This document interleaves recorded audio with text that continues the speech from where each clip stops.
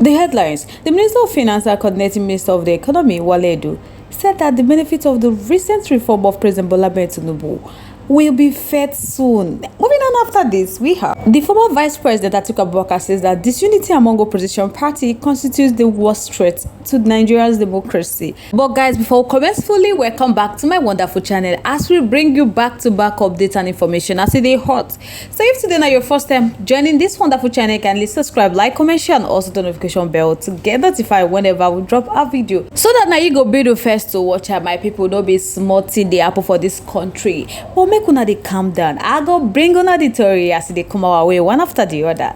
Make a first welcome my amazing subscribers and viewers. Thank you so much for joining us on today's news. So guys, make a yarn on the story. The Minister of Finance and Coordinating Minister of Economy, W0ong, don't come talk say the benefits of the recent reform carried out by President Bola Tinubu-led administration will be felt soon. Speaking in an interview with RI0USLY during the celebration of Nigeria Democracy Day at the Eagle Square, Abuja on Wednesday, June 12th, W0ong said that funding is being rolled out that will allow people to take money to go to the market and buy. My people, buy what? When things are expensive? He said there is hope for better days to come. So they are on the right track and they have turned the economy around, and now the benefits are about to be felt by Nigerians. That is the commitment of President Bola Tinubu. But my people will never they feel them. Whenever they feel, and we don't know when they want to implement things soon, because day by day things are going up and they choose not to do anything because they know they feel the breeze where the masses they feel. Like the high price of food nowadays is suffocating the masses. He is saying that food distribution underway, and in addition to that they have revamped and start directing payment to individuals to cover 75 million Nigerians at the end of the day, and that process has integrity, transparency, and visibility. My people, what they do say is just a question of speeding up, scaling up, because they know that before it was not what it should have been, but it was stopped in the interest of integrity. So now funding is being rolled out, and that will allow people to take money to go to the market and buy. And at the same time, there is tremendous focus on food production. That is the key area to focus on now. So W0ong said because the economy has been put on track, that people must feel it, and they must feel it soon.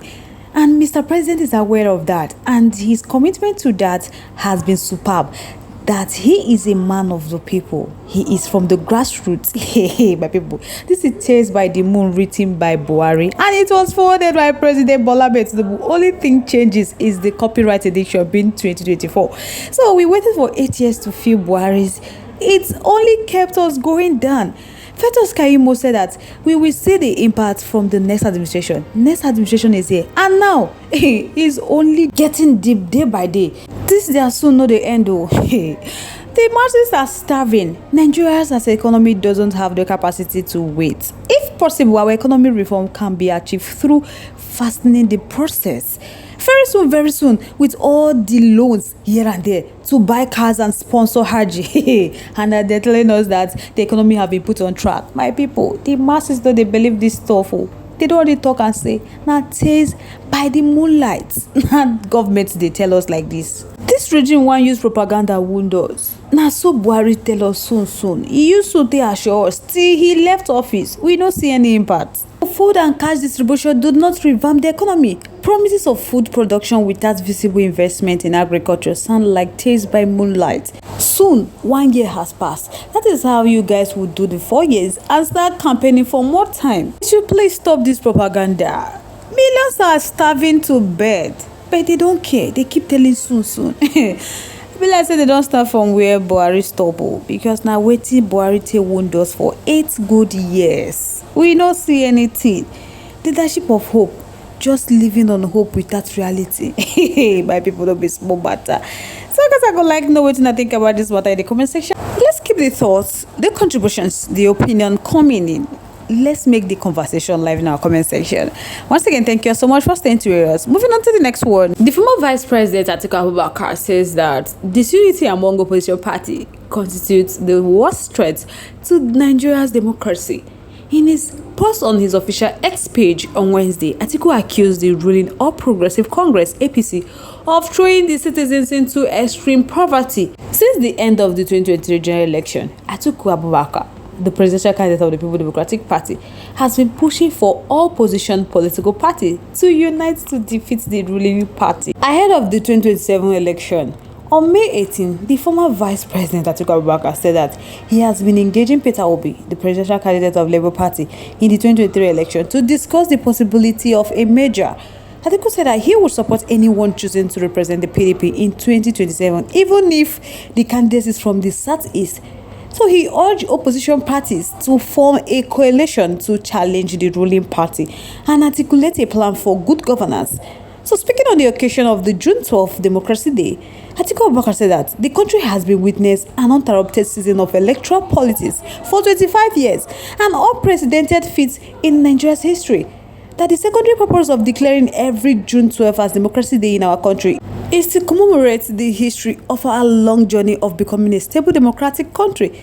That, truth be told, there is no substitute to democracy as a form of government. Atiku Abubakar said, whereas our current democratic dispensation is a quarter of a century old, that it will not be out of place to pay tribute to the sacrifices made by many patrons, chiefly among them W0ong Abiola and his lovely wife, Hajia Mrs. Kudirat Abiola, and so many other persons, that the historical timeline of the struggle that bettered this democracy is abundant with a series of coalitions and alliances among the political leadership of that era to flush away the vestige of military and dictatorial governments in order to return power to the people.